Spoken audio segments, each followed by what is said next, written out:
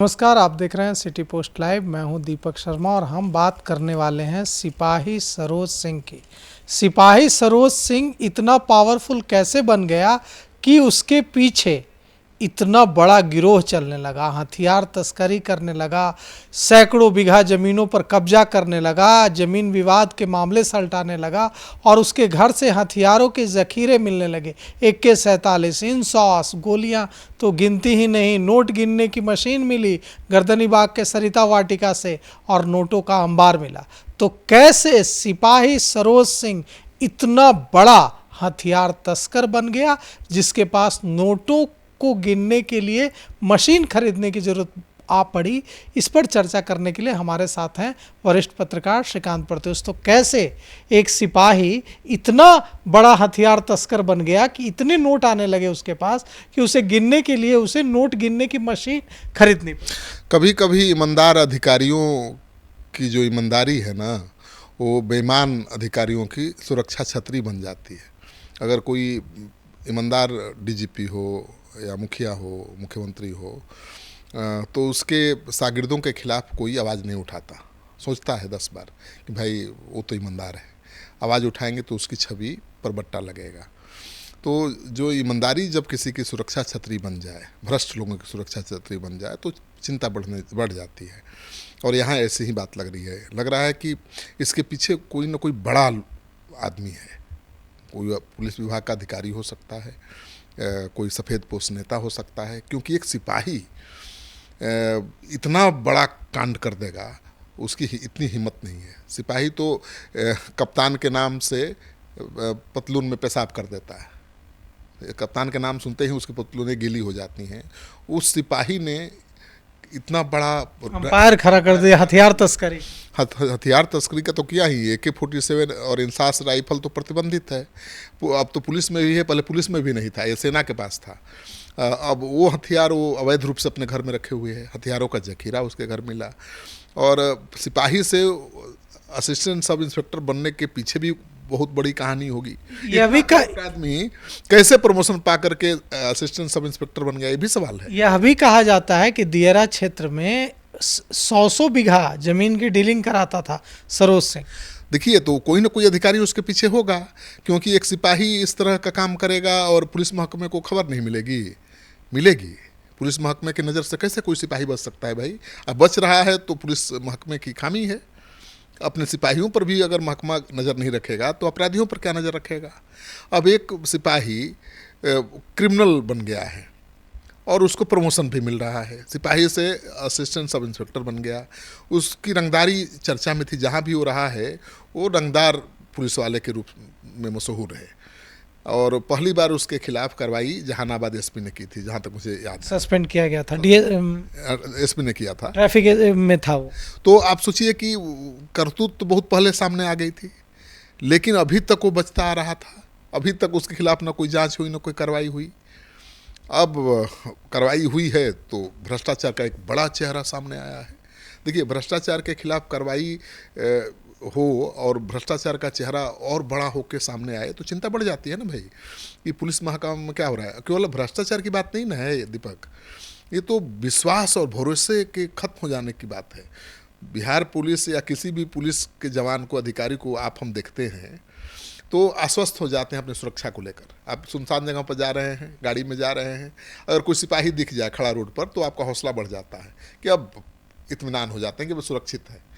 लेकिन अब तो सिपाही को देखकर, दरोगा को देखकर लोग डर जाएंगे, जैसे अपराधी को देखकर डरते हैं कि भाई क्या करेगा पता नहीं। और ये पहला कांड तो है नहीं, इसके पहले भी कई ऐसे मामले सामने आ चुके हैं। मुझे याद है बहुत दिनों पहले गया में कुछ व्यापारियों को पुलिस वालों ने लूट लिया था और हत्या कर दी थी।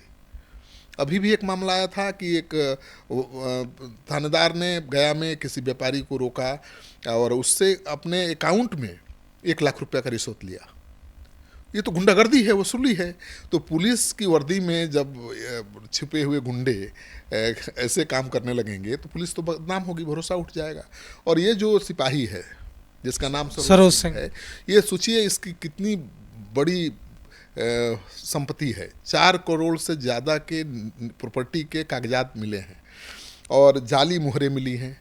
प्रॉपर्टी रजिस्ट्री के पेपर की जांच की जा रही है। हो सकता है कि कई करोड़ की हो, और बेनामी संपत्ति भी बहुत हो सकती है। आर्थिक अपराध और आर्थिक अपराध का मामला है, आय से अधिक संपत्ति का मामला है। तो बिहार पुलिस मुख्यालय इसमें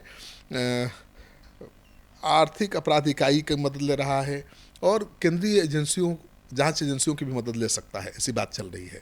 क्योंकि इसका रैकेट तो जैसे जैसे बात सामने आ रही है बढ़ता ही जा रहा है, बड़ा स्वरूप सामने आ रहा है। इतना ही नहीं, इसके इतने मंसूबे बढ़े हुए थे कि जब जिस कप्तान की आपने बात की, जहानाबाद में जब यह पदस्थापित था ट्रैफिक में, तो इसे सस्पेंड किया गया। उसके बाद इसे कहा गया कि आप पुलिस मुख्यालय में आप योगदान दें।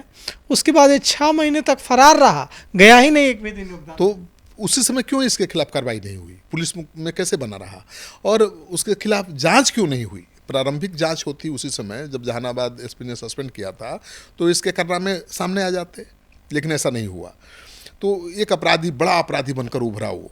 और देखिए, दूसरे राज्यों में भी निवेश के कागजात मिले हैं और प्रॉपर्टी रजिस्ट्री के पेपर की वैधता की जांच की जा रही है, और जो जरूरी जांच है एफएसएल की मदद ली जा रही है, और उसको पोस्टिंग जहाँ जहाँ रही है वहाँ का रिकॉर्ड खंगाला जा रहा है। पता किया जा रहा है कि भाई कि जहाँ जहाँ हो रहा है वो क्या क्या किया है, क्योंकि वो तो स्वभाव से अपराधी है, पुलिस वर्दी में है, तो जहाँ भी रहा होगा कोई ना कोई बड़ा कारनामा किया होगा, डर से लोग नहीं बोले होंगे।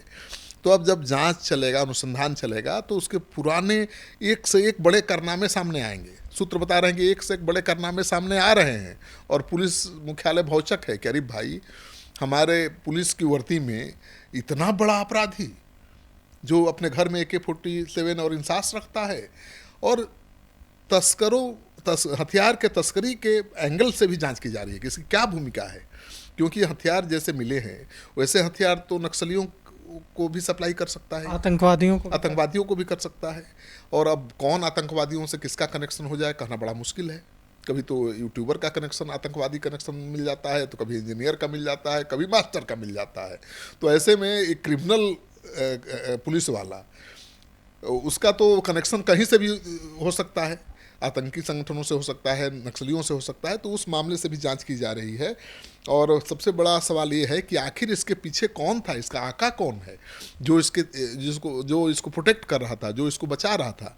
वो तो विनय कुमार और कुंदन कृष्णन जैसे पुलिस अधिकारी हैं जिन्होंने शिकायत मिलने के बाद कार्रवाई की। अगर कार्रवाई नहीं करते, केवल पता भी नहीं चल पाता, सस्पेंड तो था ही, कार्रवाई नहीं करते तो पता भी नहीं चलता। तो अपने ही पुलिस महकमे के किसी अधिकारी के खिलाफ कार्रवाई करना कोई आसान बात नहीं है, छोटी बात नहीं है। तो ये धन्यवाद के पात्र है पुलिस मुख्यालय कि उसने अपने ही भ्रष्ट और अपराधी बन चुके पुलिस अधिकारी के खिलाफ कार्रवाई की है। लेकिन भाई, इस कार्रवाई से जो बड़ा आपराधिक चेहरा बिहार पुलिस का सामने आया है वो चिंता बढ़ाने वाली है। देखिए, जैसे जैसे जांच आगे बढ़ेगी, बड़ा बड़ा राज खुलेगा, बड़े बड़े सफ़ेद पोश लोग, चाहे वो नेता हों या अधिकारी, उनके चेहरे बेनकाब होंगे।